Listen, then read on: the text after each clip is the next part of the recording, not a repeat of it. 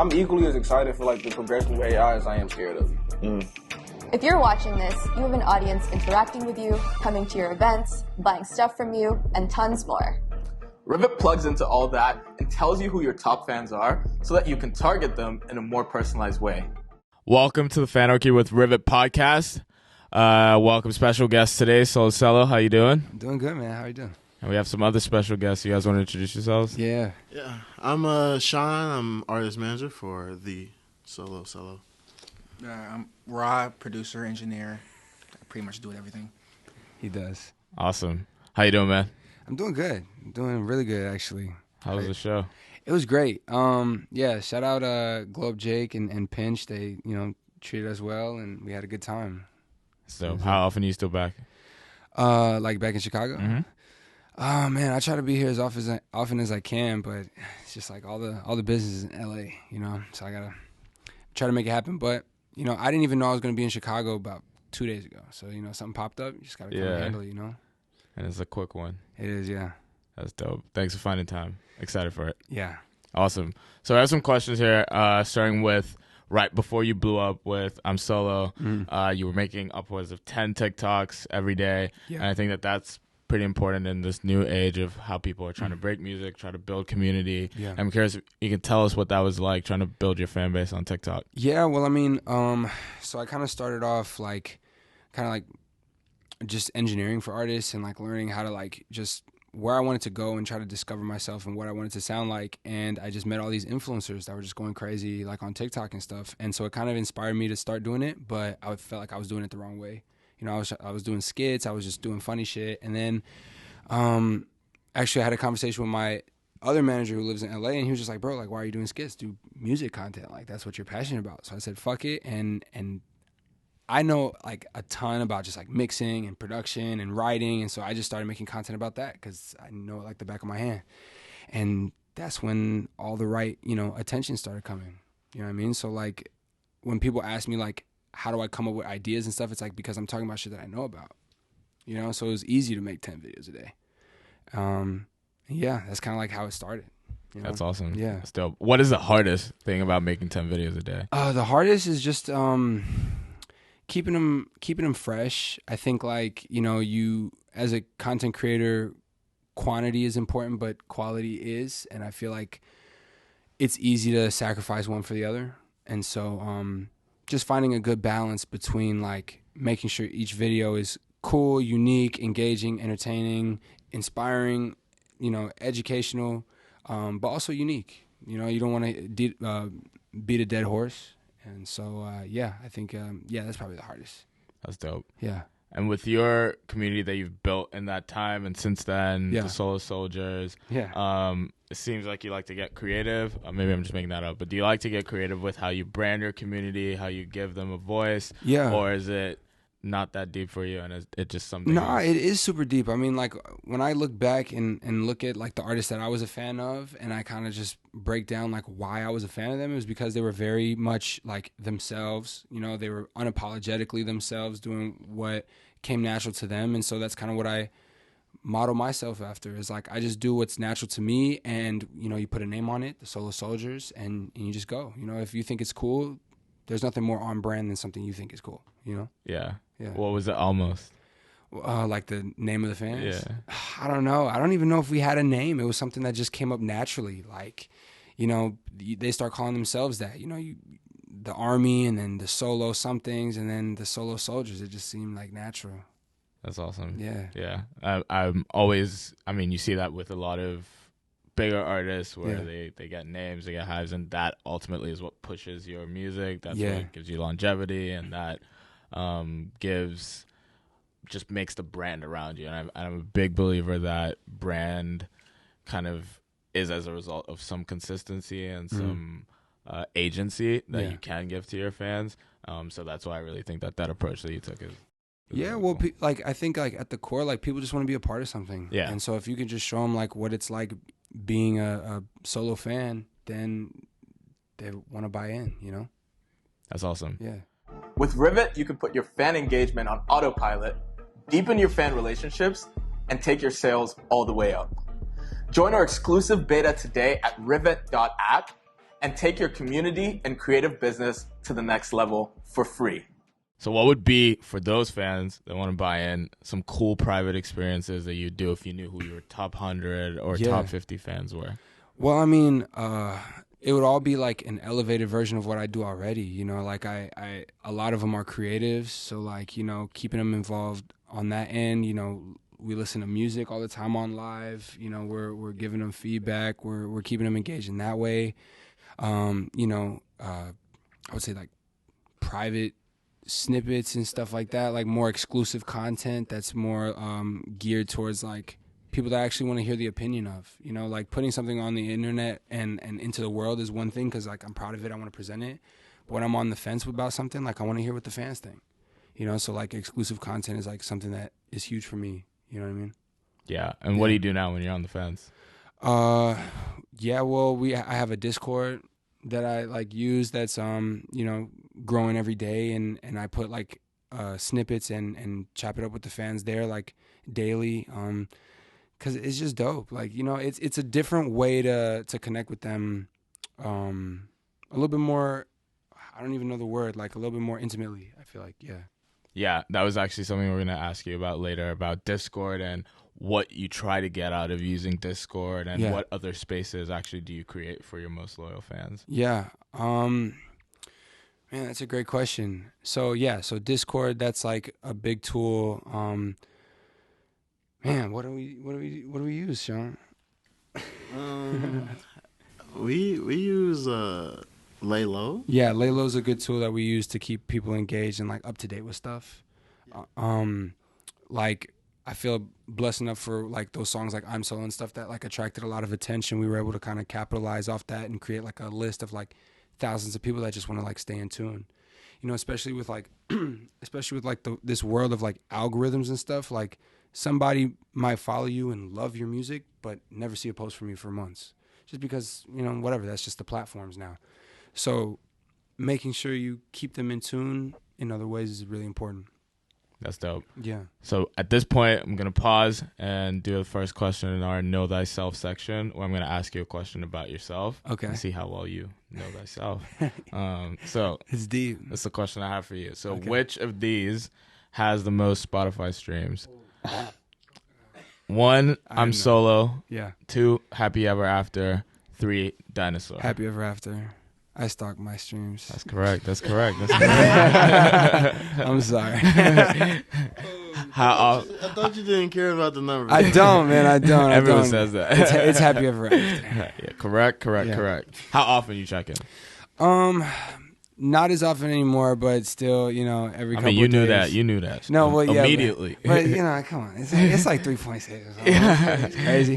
No. But, yeah, every couple of days, I think, like, as an independent artist too, like I don't have the infrastructure of somebody who's signed that has a team of people that's like worried about that, you know, so I'm worried about that. You know, I'm making sure that things are growing and things are moving in the direction it needs to go. And so, yeah, that's why I'm involved, you know.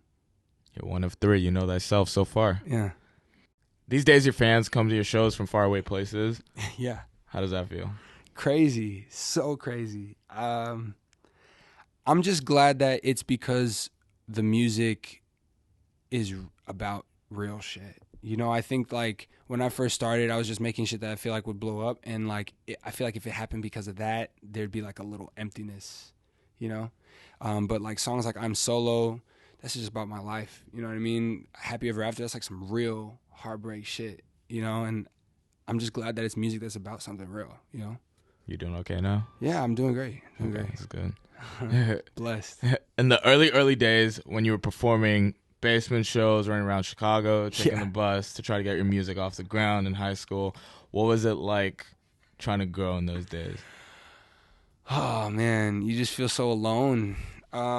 Like I remember like the second Summer Smash or something. I think it was like 2019. I was literally putting up posters for our headliner around Summer Smash, like on trees and light poles and shit like that. I was just like really trying to make it happen, and now, and then I performed at Summer Smash. You know, it's like I don't know. It's you kind of have to be, and I talked about this, you know, in another podcast, but you kind of have to have like a level of delusional optimism a little bit. You know what I mean? Like you have to put your head down and just do the work, and then pop your head up and check if you're going in the right direction. You know? I always talk about this. Like you have to be 100% sure. It's too oversaturated. Like if you wanna be an artist, you have to know you're him. Yeah, you have to know you're him. Otherwise, like the world is gonna know you're not. Game. That's a bar. Join our exclusive beta today at rivet.app and take your community and creative business to the next level for free. How do you think about promoting your content? You mentioned the switch from doing the skit stuff to more musical stuff, more educational stuff about the stuff that you know. But how do you think about promoting your music when it comes to content, your own stuff? Yeah. And you make a lot of short 10 to 15 second snippets multiple times for one song to promote it. Then you release more short reels, TikToks.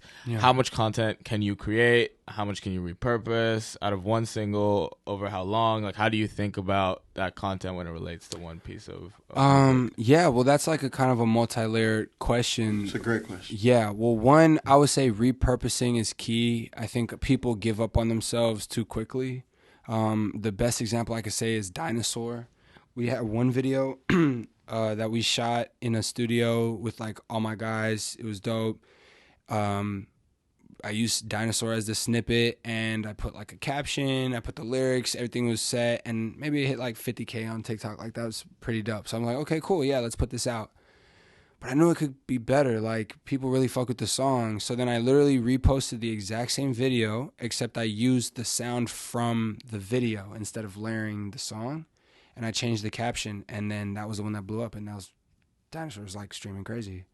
So I think like, you know, if you're creating, it always goes back to the music. Like if you're creating music that you really care about and you believe in it, and you're like, this song, this is it. Like I know, I hear it. I hear this being big. I hear this being, you know, I hear a festival crowd singing every word. Like I could see it. I just gotta make it connect. Like you have to give yourself time. You know, like some people take months to blow up a song, you know, years to blow up a song. But once they do it, it's like you're over the fence, you know? Yeah. That's really interesting. Yeah. You can't give up on yourself. Like, yeah, because I know people always want to know, is something gotten stale? Can you still use the same thing? Yeah. Have people already seen it? Will people get annoyed with always seeing it? Yeah. And when also do you know that maybe it's time to move on to the next one? Yeah, that's a great question. I think you have to just gauge it and listen to the fans always. I'm always a fan of listening to the fans and listening to the audience because they know best. But, and this is a big but, but if you, like I said, if you believe in it and you know that there's still life in it, you have to just crack the code. You know, there's always a code to crack. Just figure it out. You know, if it's stale to some people, it's gonna be stale to them, but they don't know what you're cooking up. You know, they don't know what you're planning. And once they see that one video hit, 10 million or whatever, then they're like, oh, okay, great. Yeah, he blew up. Sick. That's a good segue too, because if a lot of people ask me, this is just a tip for content. A lot of people ask us like, oh, like why are you posting so much about this song? Yeah. But it's like every video reaches new people. Every video. Like, especially TikTok, like in that era of posting, 6, 7, 8, 10 videos a day, like every single video is reaching new fans. I'm getting followers every single day, as opposed to, I post TikTok time to time, like once a week, once a month. It's like, okay, cool, those videos are doing good for you, but you're posting every day, like you miss 100% of the shots you don't take. You post 2 videos a day, that's like over 600 videos a year. 3 videos a day, that's 1,000 videos a year. You know what I mean? Like, you post 1 a week, 50 videos a year, 52 videos a year. Come on, bro. Like, are you trying to make it happen? Okay. You know what I mean? Yeah. Like, I think I did over like 300 videos for I'm Solo on TikTok. That's fucked up. That's fucked up. But when did you know it was time to stop? I don't know. We dropped it in May. I think we moved on to Soho like in August. The short answer is when some songs you post them in like it's like everything it touches is gold. Like Happy Ever After was like every video was like gold.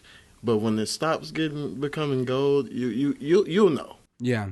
It's a balance of elevating the visuals or plateauing. And once you start to see that plateau, it's like, okay, cool, like I can turn the page now, you know? Yeah. Yeah, you either take it all away or you just move on. What 3 words would your fans not describe you as? Mid.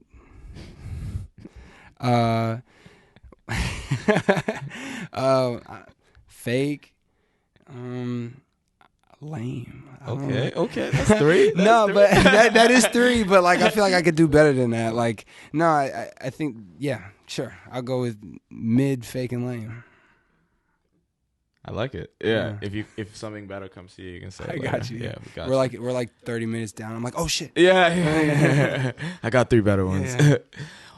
Next question, Yeah. and know thyself. When did you release the Gucci Cabana video? Oh. Yeah, they're taking it all the way Exact back, date? or just month and year.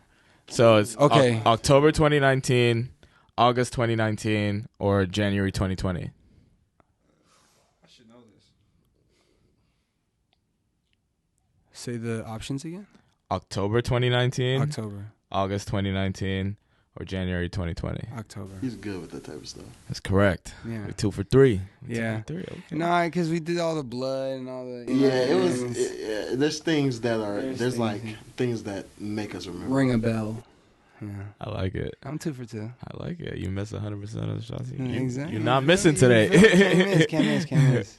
You're here in Chicago today from LA, Yep. but you're from Chicago. Yes. And you said that as a musician, if you can make it in Chicago, you can make it anywhere. Yes. You decided that Chicago was limited for various reasons, but that you can still rock the music scene here. Yeah. How do you feel about the Chicago music scene? I think it's dope. Look, there's a ton of talented people here. So many, but it's very the city's huge, so it's super segregated. There's different scenes in different parts of the city, and everybody's not gonna fuck with each other. So I think like once you find your crowd, once you find your people, and you feel confident, I say go to where the business is at. You know, go to LA, go get your money, come back, and keep turning up. You know what I mean? I think like, yeah, there's so many people here that are dope. Any ones you want to shout out? I want to shout out the gang, ETP, yeah, Vela Villain, Golden Boy Manny, Credit, J Real, Ra, Stupid, Sin, Stupid, Flon Kid. Man, we got a lot of guys. You know, we got a lot. Yeah, man, they're all dope.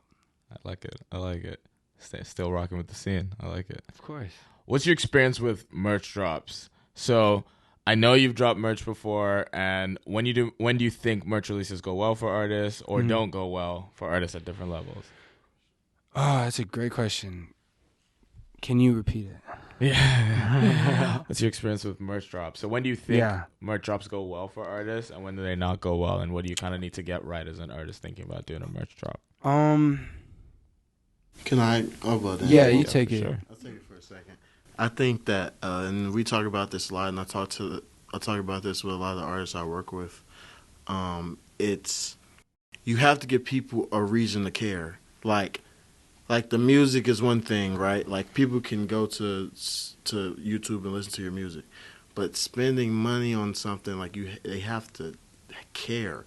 Like I mentioned earlier, it's so oversaturated that like there has to be some reason for them to listen to you. Yeah, it has to be bigger than a shirt. It has to be bigger than a hoodie. It's like what it represents, and what it's attached to. And I also think it's timing too. I think like you have to jump on opportunities when you have like that one song or that album or that show that did really good. Like you have to jump on it and like, you know, take advantage of the hype. We live in a what's next type of world. This is very much a what's next type of industry. And so once it's your time, it's like you got to take advantage of it. Yeah, we talk about this all the time, but like those 3 pillars of like, if you want something good and fast, well, it's not going to be cheap. If you want it cheap, it's not going to be good. You know what I mean? So I think a balance of all that, jumping on the right time, making sure it means something bigger than just a shirt, and you got a good product.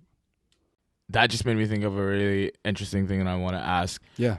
What is the most recent or most compelling time that you thought you had something, jumped on it quickly, and it worked? I think the Rising Stars thing probably. That's a good example. I think like I'm not one to do competitions. I've never really wanted to, and that was a competition to whoever won got to perform at Summer Smash, and Sean was just like, bro, just do it. Like, they never do shit like this in the city. Like, come on. So I did it, and once I made it to the final round, where the final round was like a show, just milk it, dude. Like, content, making sure we have photographers, making sure we have recap, making sure we, we're taking the fans along with us. We were on live when they picked the winner, and that live was busting. Yeah, it was like hundreds of people. It was one of the biggest lives we ever did. It was like hundreds of people in there, and it was just because it was engaging. They were along for the ride. They couldn't wait to see who won, like just like me. You know what I mean? So, yeah, shameless plug. You but didn't yeah, say it though. Yeah, you just yeah, I think that was great. And then of course, so then we won the thing, and same deal with Summer Smash. Make sure we got photographer, make sure we got media, make sure we getting the content and telling people, bringing them along for the ride. You just got to jump on it, Yeah. I like that. When you think about rolling out a project, Yeah. what do you pull in your team for from A to Z that needs to happen? And for artists out there thinking about putting out a project, don't quite know what to do, what advice would you give them? A project like an album or something? Yeah. And so like who am I assembling to get it done? And what pieces need to fall in place? Well, a lot of artists' workflows are different. But I think you have to make a lot of shit. Make a lot of music with your producers, with your writers. Make a lot of good music that you can connect to. And once you kind of are done laying down your 50 songs, 60 songs, 100 songs, whatever, then it's like poke your head up again and you realize, okay, which ones are the best ones? Let's double down on those. Let's refine those. Let's make sure those ones are like it. And you're doing that with either an executive producer or your team that kind of understands your vision from the top down level. Because I think as artists, we're working every day. We're making content. We're making music. So we're working. It's important to have a team that is your eyes. When you're like head down working, it's hard to kind of navigate. That's kind of what managers do and a team does. They can bring that perspective of, well, I feel like this is very much you. This song is very you. This is very you. Order it, roll it out, and promote the shit out of it because it's something that you're proud of. It's your baby. When you don't give a fuck about the music, people could care. I mean, people can tell. Just to add on, like, a lot of the artists are stuck out there, I know. One piece of advice is that you will be at a stalemate if you continue to drop albums to nobody and you don't have a lot of songs in your vault, okay? We have 100 songs, and any one of them, like, can go crazy. And we know that, but you have to be patient, and you also just have to believe in yourself as an artist and make fucking music, man. I think that's just, it sounds obvious, but... No, it sounds obvious, but then when you sit down, you realize, like, it's always going to come down to the music. It's always, you can have the best marketing, you could dress the best, but if your music sucks, you're going to have your 5 seconds of fame, maybe, and it's going to go away fast. The people who stick around, stick around. So you have to really know your him and just make the best music you can. I think, like, the album thing is huge. If you're just starting out, I think, like, everybody wants to make an album, everybody wants to make a mixtape, and that's dope. Like, you should be excited for that part in your career, but it's sort of like going on tour. It's like you can't do that without a fan base. You can't do that without a little bit of something, momentum. If you're dropping an album of 10 songs, 15 songs, whatever, nobody's going to get past track 2 because they don't care about you. So you have to take your time, develop it. Also find your sound. You're wasting all this energy on these 15 songs, It's like, bro, what if you put all of that energy into one and made it a fucking hit? Changes your whole life. Then make the album. It may be a confidence issue. Like Yeah. I if I drop one song, I don't really know if I think this song is the one. Yeah. You know. Yeah, I agree. That's actually a good point. It's like the difference between like a solo singer and singing in a choir. You know, it's like you got 15 songs, you don't know which one's the one, so you just drop them all at once. That's cool, but nobody's gonna get through all of them if they don't care about you. And I feel like a lot of people too rely on like their circle and their close friends to be fans. That's key too. Your friends are not going to be your fans.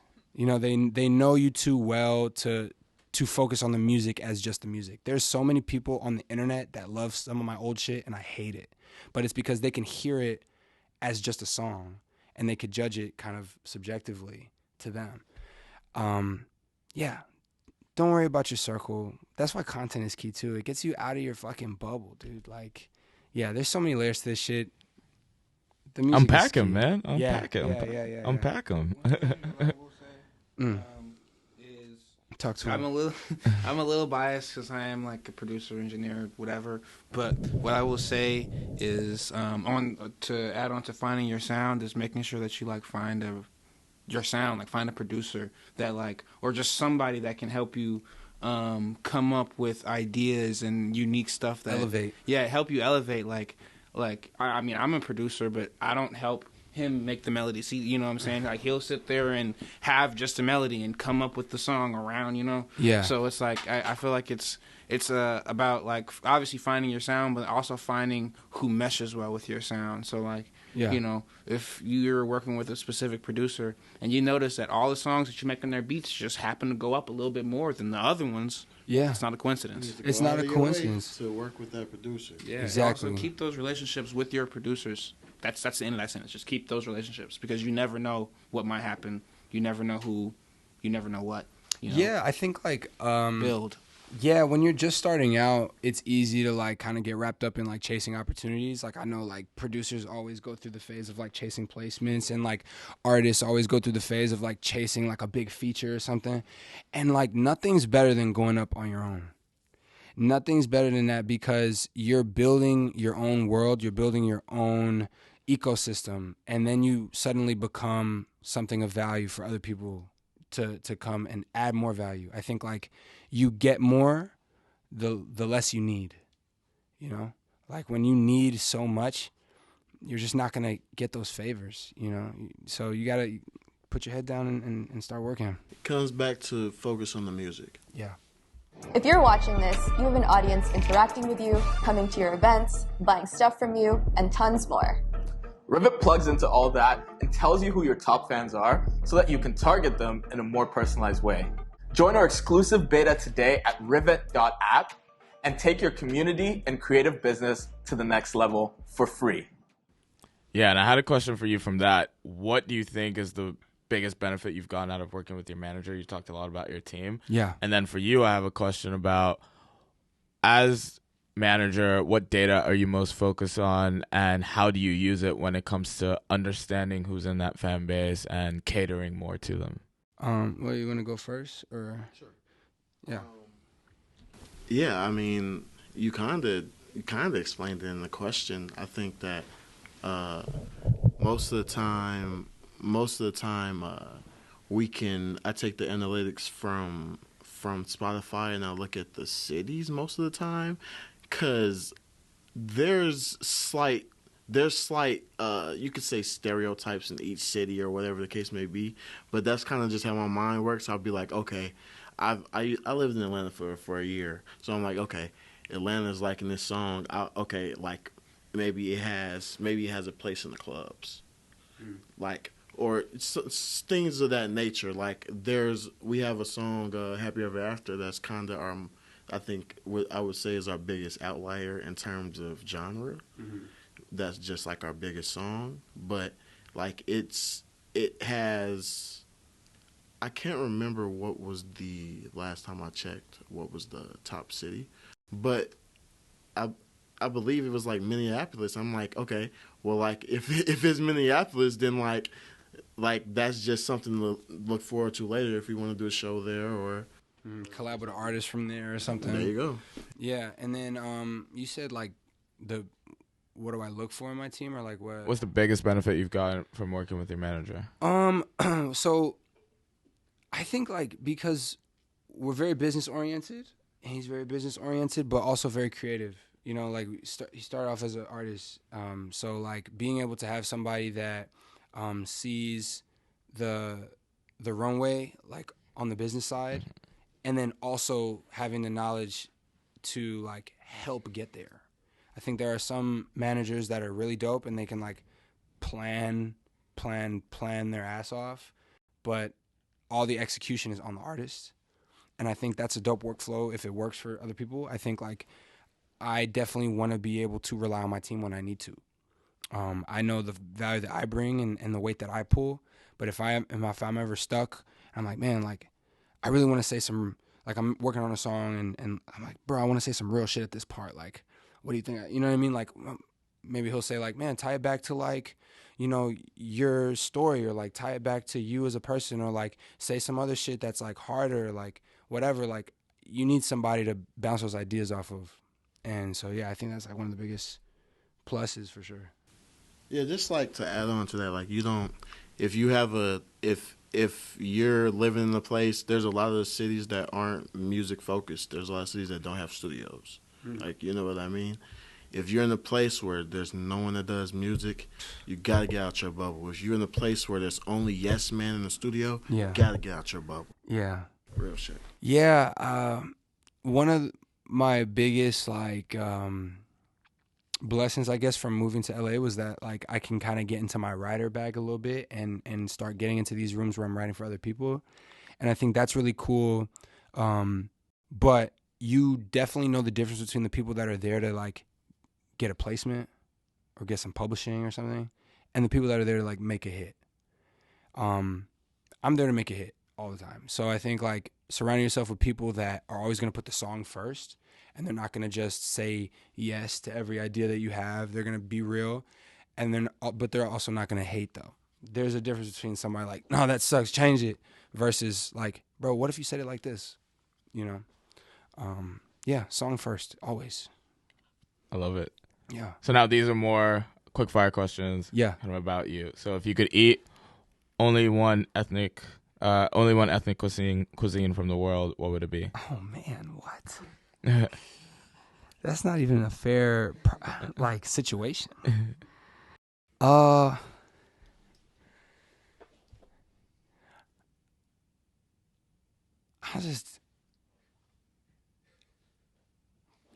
I'll take sushi and ramen. You know, get your protein, and you know, you got some variety. No,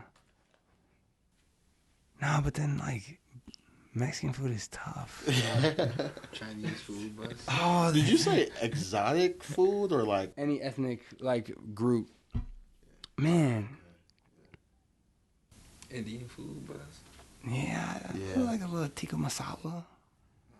You know, it's soul food is like American, right? there is like American though, like a burgers, like a burger, Or like burgers. And no, like, wait, no, but that's German though, like hamburger. Yeah, and then like hot dogs isn't ours, and then like nothing is French ours. fries and yeah. French fries aren't ours apparently. I don't know. The Is that French. French? Yeah. Are they French? That's crazy. Like, I mean, Well, I it guess says French fry. I'm an idiot. Yeah, it's not too crazy. Yeah. Yeah. I like potatoes. Potatoes are tough. Very versatile. Yeah. Do anything. No, fries are like, come on. Yeah, mashed potatoes, tater tots, Exactly. French You feel me, fries, though? like crazy. Yeah. I'm like not answering your question. Nah, you did. Yeah, we just got a little bit Yeah, more, we which just, I like. yeah. We got. Okay, I don't know what my final answer is though, because then like Japanese, you know, you can have like your sushi, you can have ramen, but then like, you know, Mexican food, you can have like, you know, burritos, tortas, Like, tacos. real question. Like, what is like breakfast food? Like your eggs and bacon. Like, what is that like? I actually don't know. Yeah. And if American? We can just claim it, right? Yeah, we can claim breakfast. We can claim breakfast. We claim breakfast. Shit. Yeah, but like you're gonna be like trapped on an island, unlimited American food, like. I mean, you want unlimited Indian food? No, nothing against, nothing against Indian people. Nothing against Indian people. I'm just saying, like every day. Nah, Every day? you'd definitely be. You want sushi every day? Like I don't take know, sushi every day, bro. I mean, realistically, if you on an island, you already eating sushi every day. Anyway. Right. Yeah, that's true. That because the geographical Location. Think about it. Exactly, like metaphysically. Yeah, you can get fish. Like the way the atoms work. The way, like if you think of like a particle accelerator Type shit. and you put it like in an interdimensional sort of like redirection, In a box. it makes more sense. Yeah, because then you can get the you fish. get it? Okay, that's So you get it. exactly what you He mean. gets it. Yeah. No, I'll take sushi. Final answer. No. I feel like if it's fried, it's American. Fried chicken, that's Korean. That's what's it called? Nah. No. Because the black people that were over there had gotten taught. They taught the Chinese people how to cook fried chicken, type shit. And that's like how it got. Dude, colonized. what? I gotta look that up. That's crazy. Yeah. That's tough. You know Alton Brown. I wish I could go back in time to see that conversation. Nah, yeah, Yeah. they was like they I forgot. I think it was like the GI fighters or some shit. But they were Oh, teaching yeah. them. They was literally teaching them how to fry chicken. So like that's Korean fried chicken.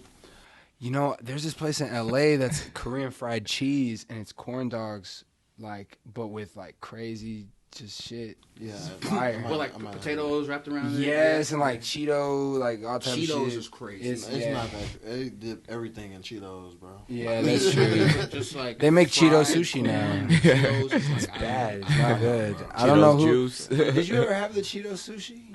It's Nah. so bad. No. Why would you do that? Nah. It's just a Like the smorgasbord Cheetos- of the Cheetos flavors. Like the rice. No. It's, Yes. It's just like crust around it. Yeah, like crust around it. It's not good. Don't recommend. Okay. Anyway. Yeah, I don't. So besides music, what Yeah. are the crafts are you passionate about? Oh, very passionate about acting and film. That's like a thing that I've been kind of also nurturing with my music career.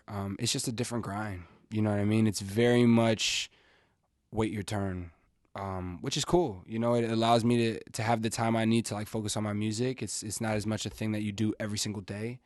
As long as you're continuing to just like watch movies and TVs and practice like your physicality and your voice, and you can speak confidently, I think you're always working on your acting. I think also to be a good actor, you need to just be like very emotionally aware of yourself and willing to go certain places emotionally and mentally, and also know how to pull yourself out of it. So that's like another thing that's important. But yeah, it's a different grind. You know, you might do a couple auditions every couple weeks. If they call you back, great. If they don't, they don't. You just keep it pushing, you know? Yeah, Yeah. I like it. Yeah. This one I'm interested to hear what you say. Would you rather fall off or be canceled? Ooh. Canceled. What am I canceled for? Yeah, I mean. Yeah. Like, is it really bad, or is it like, is it like at least? Yeah. I feel like if you get canceled, it's typically The Yeah. baby got canceled. Yeah, but yeah. yeah, he did. Man, baby, gotta was supposed to hand them knees. They forgot all about it. I saw him at Mel's. Yeah. Yeah, that was crazy. Yeah, I mean, but you can fall off and come back. you could fall off and come So back. yeah, honest, so I think, No, yeah, that's true. Actually. So it's fall off or get canceled. Well, Yeah. actually, I feel like they're one and the same almost. But falling off is just like you just don't. It don't come with the bad. Well, comes if with you negativity. if you Exactly. fall off, right? Okay, let's it really comes break with it down. negativity, But not that negativity. Yeah, Let's exactly. break it down. When you get canceled, it's because you're hot, but then you do some fucked up shit. Right. When you fall off, you're hot, and then maybe you just make some whack shit. Yeah. Okay, I'll fall off. I'll live with Because that. I'll live with that because one, okay, might be a little embarrassing or whatever, but if you're talented, you can always come back. And, So- and realistically, if you fall off, you never really fall off. You're just not Yeah. up at the time. Yeah, you're just not relevant culturally, but Yeah. people are still listening There's to your shit. people like- that falling off, like that just stop making music. Yeah. You know what I'm saying? Yeah. So Exactly. it's like I feel like there's a difference. But Yeah. yeah, no, definitely fall off over getting canceled. Yeah, I'll take fall off. I don't even know why I thought about it. Walking to Starbucks and get yelled at. Yeah, that's crazy, and it's like a headline every time you breathe. yeah. Yeah. So last know thyself question. Yeah. What's the first post on your IG? I feel like you know this immediately. The one like that's out right now. Yeah. 1, it's broken promo. 2, a social works event. Or 3, a Soho song drop announcement. Oh, broken. It's me. It's me in a iridium black and white bomber. Yeah, this is the first time we've ever had 3 for 3. Yeah. Yeah, I'm in a black and white bomber with the sunglasses in the pier space. He knows It's himself. because I actually do it. Like every post that you've seen, I posted it. You know what I mean? Every song that you've heard, I wrote it and mixed it. You know what I mean? Like it's all me. So I like it. 3 for 3, 100%. Come on, man. All shots made. Let's Come go. on, man. Let's go. If you could have another home in a city, in another country, what would it be? Ooh, that's a great question. We were just talking about this too, all the time. I would love to. I've never been, but I would love to go to Japan and see if I could live there. But I do know that I would love a villa in Colombia. That's where my mom's from. Oh, And I don't know. Last time I went there, it's just very romanticized for me because I went there when I was a kid and a bunch. So like, it would just be crazy.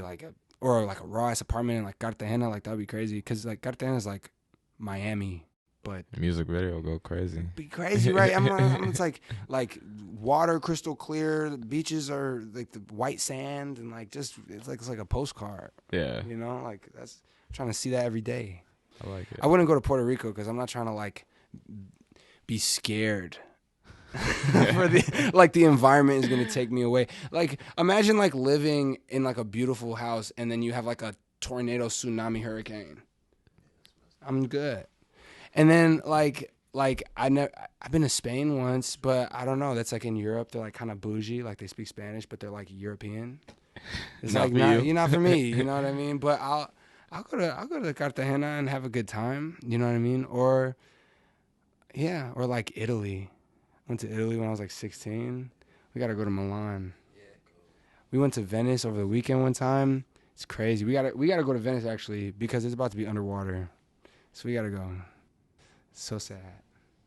I didn't even know about that, but Yeah, slowly, ever so slightly, the water level, because it's like already without like the water rising and shit, like you can't walk. I mean, you can't drive. You have to walk because there's no roads. It's just rivers and shit. It's like a whole city of just rivers, and like you get place to place by walking or taking a boat. So great, but now the water levels are like rising, so now people are like outside with like bags on their shoes so they don't get wet and shit like that. It's crazy. last question. Yeah. Where's LA for you Yes. doing a little better than Chicago? And then where's Chicago doing a little better than LA for you? Where is LA doing better than For Chicago? you. For me, in Chicago. Like, can you rephrase that somehow? And what things do you prefer LA to Chicago? Oh. And then what things do you prefer Chicago to Okay, so LA? let's get this out the way. The food in LA sucks. So let's start there. I prefer Chicago food. You came with the hot takes. Every single 7 days. That's not even a hot take. That's just like my brain working in like a healthy manner. But yeah, and then, but I'll say if you're with the right people, the industry is better in LA. Like more people are, I feel like are ready to work and like they're trying to get shit in, and they're very much like song first, product first, which I like. There's always something to do work wise too, which I'm a workaholic. I love working. I love getting shit done. So like the work culture over there is better, I think. Chicago's better in like every other way though. I feel like it makes more sense. Like the beach is like an hour away in LA from wherever you are, which is weird. And it's like smells like piss all the time for some reason. And there's like a lot of like undead nightmares walking around too, which is not good. The random cutscenes you get sucked into. The random cutscenes, like people like talking to themselves and like screaming. Yeah, not a fan of that. yeah. You mentioned the smells already. Yeah, I mentioned the smells. Yeah, I can't not mention the smells. Yeah, you go to LA, it smell like a dumpster. And it's a weird vibe because it's like gorgeous from like far away, LA. It's gorgeous, but when you're there, it's like really smelly. Yeah, you go into the hills, it's like, ooh. Yeah, Hills is great, but you can get like a studio for like $1 million. So that's not fun. If you're lucky. If you're lucky, yeah. And then or you can get like a raw ass apartment downtown LA, but then they like won't tell you that it's Gotham. Yeah, you wake up and like 9 delinquents are outside. Yeah, like people like just like 6 people like rumbling outside, just not fun. They all praying or some shit. Yeah, it's just there was like a guy doing like a pull-ups like on a street pole.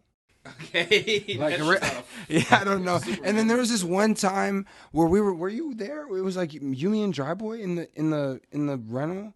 We were like visiting. And then we like stopped at a red light downtown, and like somebody like was crossing the street, and then they were like, "Rah," and then like shit in a bag and like threw it. No, I've heard the story though. Bro, I'm like, yo, what is happening here? Wait, like in front of the car, so y'all can't pull off. No, we can't. Like, we gotta wait until he's done. Nah, bro, like, that was on purpose, bro. No, like, I don't know. I don't know, man. It's not good. But so I'll take Chicago over that bullshit. Literally. Yeah. Yes, literally. But yeah, I think that's where I would split the hair. Yeah. But Chicago's home. You know what I mean? That's like, I feel like Chicago is the greatest city to be from. And you know, as you said earlier, that like if you can make it in Chicago, you can make it anywhere. It's because like you can see if somebody's goofy from a mile away being from Chicago. You know what I mean? Like all the telltale signs of somebody being weird or fake or like flogging or like, you know, just being unlike themselves or whatever, like doing things for clout or doing things for money. Like you could just tell, you know, so easy. So then when I go out to LA and I see somebody like that, it's like, I don't even need to waste my time. If I was from like a small town and from somewhere and I just wanted to make it in music, that's great. I moved to LA. I'm super excited. I might waste 2 years of my life fucking with the wrong people just to learn a lesson. So yeah, I feel like being from here is definitely a blessing for sure. Thanks a lot. That was perfect. Any last things you want to plug? The only way you lose is if you quit. So don't quit. I like it. It's a marathon. You released a song? Oh, yeah, I just dropped a song Keeping just on like schedule. me. Yeah, keeping me on schedule. See, you need help navigating. Yeah, I just dropped a song just like me, produced by my homie 5 Crazy and Moby. Yeah, it's a hit. Go check it out. That was Fanarchy with Rivet and Solocelo. Yep. Consider the come up. Sheesh. Broken down. If you're watching this, you have an audience interacting with you, coming to your events, buying stuff from you, and tons more. Rivet plugs into all that and tells you who your top fans are so that you can target them in a more personalized way. With Rivet, you can put your fan engagement on autopilot, deepen your fan relationships, and take your sales all the way up. Join our exclusive beta today at rivet.app and take your community and creative business to the next level for free.